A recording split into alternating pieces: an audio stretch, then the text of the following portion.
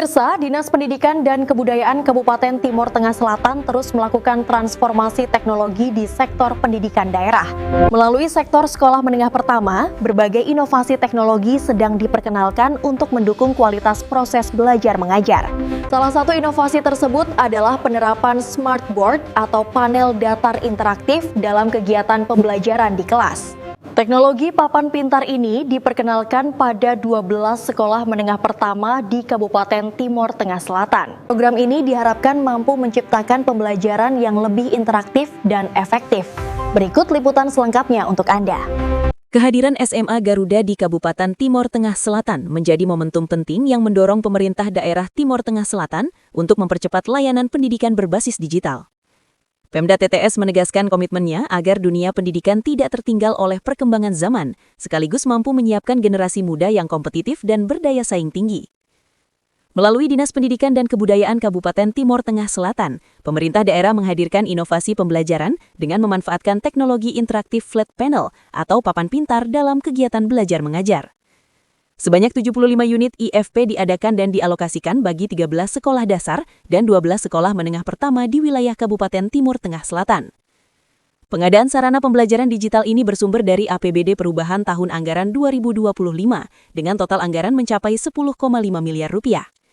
Langkah tersebut menjadi investasi strategis Pemda TTS dalam membangun fondasi pendidikan modern yang adaptif terhadap tantangan era digital.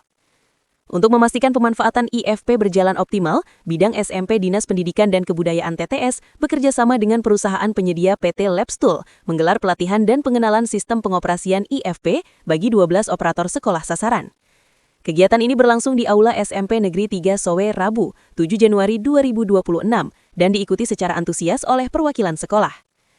Pelaksana tugas Kepala Bidang SMP Dinas Pendidikan dan Kebudayaan TTS, sekaligus PPK Pengadaan IFP, Jemsi Ninfu menjelaskan bahwa penerapan digitalisasi pembelajaran ini merujuk pada Instruksi Presiden Nomor 7 Tahun 2025 tentang revitalisasi sarana pendidikan, digitalisasi pembelajaran, serta peluncuran SMA Garuda sebagai bagian dari visi dan misi Presiden Prabowo Subianto di sektor pendidikan.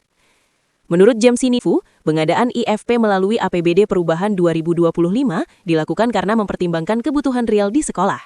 Bantuan dari Kementerian Pendidikan yang hanya menyediakan 1 unit per sekolah per tahun selama 3 tahun dinilai belum mampu menjawab kondisi lapangan, mengingat jumlah rombongan belajar di sekolah mencapai 10 hingga 20 rombel. Pengadaan media digitalisasi pembelajaran ini dasar hukumnya ada pada Impres nomor 7 tahun 2025, di mana ada 3 poin di dalam, yaitu revitalisasi satuan pendidikan khusus fisik, digitalisasi pembelajaran seperti yang hari ini kita masuk dalam tahapan pelatihan penggunaan, dan yang ketiga itu SMA Garuda. Khusus kita NTT, TTS lah yang mendapat SMA Garuda. Dasar pemikiran inilah Kemendikbud juga sudah membelanjakan 1 sekolah 1 unit, akan tetapi jumlah rombel tiap sekolah kan berbeda. Ada yang mencapai 20-an, ada yang 30-an rombel. Ada yang di atas 15. Sehingga secara rasio penggunaan tidak akan cukup.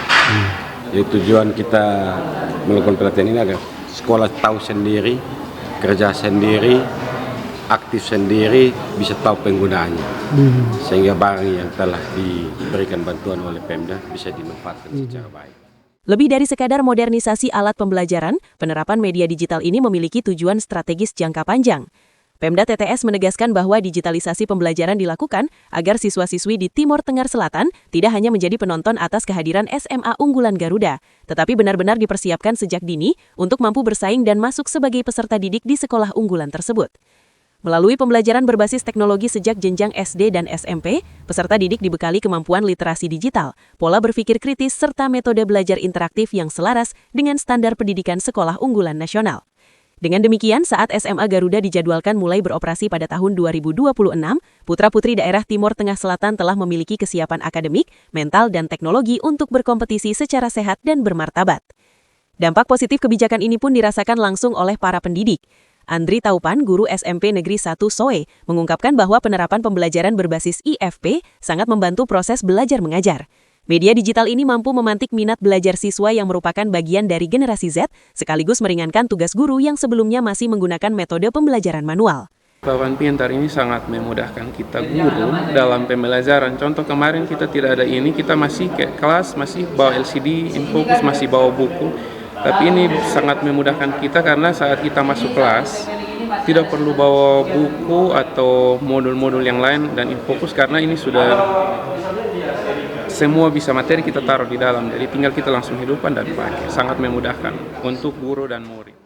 Pantauan KLTV News menunjukkan pelatihan penggunaan IFP berlangsung komprehensif dengan pendampingan langsung dari tim IT PT Labstool. Para peserta mendapatkan pemahaman mulai dari perakitan perangkat hingga penerapan berbagai fitur canggih yang mendukung pembelajaran interaktif di kelas. Untuk diketahui, pengadaan 75 unit IFP ini melibatkan 7 perusahaan penyedia dengan 2 merek dagang yakni Rakindo dan Pineri. Sebanyak 45 unit IFP merek Rakindo dialokasikan untuk tingkat SMP, sementara 30 unit IFP merek Pineri diperuntukkan bagi tingkat SD. Paket pengadaan IFP tingkat SD melibatkan PT Sama Fitro, PT Agres Infoteknologi, PT Karya Solusindo, PT Mitra Teknik Raya, dan PT Intan Paulima. Sedangkan paket IFP untuk SMP Wilayah Selatan dan Kota Soe dipercayakan kepada PT Labstool. Langkah progresif ini menegaskan bahwa pemerintah Kabupaten Timor Tengah Selatan tidak hanya membangun infrastruktur pendidikan, tetapi juga membangun masa depan generasi muda daerah. Dengan digitalisasi pembelajaran yang terencana dan berkelanjutan, TTS menyiapkan anak-anaknya menjadi subjek utama, bukan sekadar penonton dalam panggung pendidikan unggulan nasional. Dari Soe, Kabupaten Timor Tengah Selatan, Pol Celerek, KLTV News melaporkan.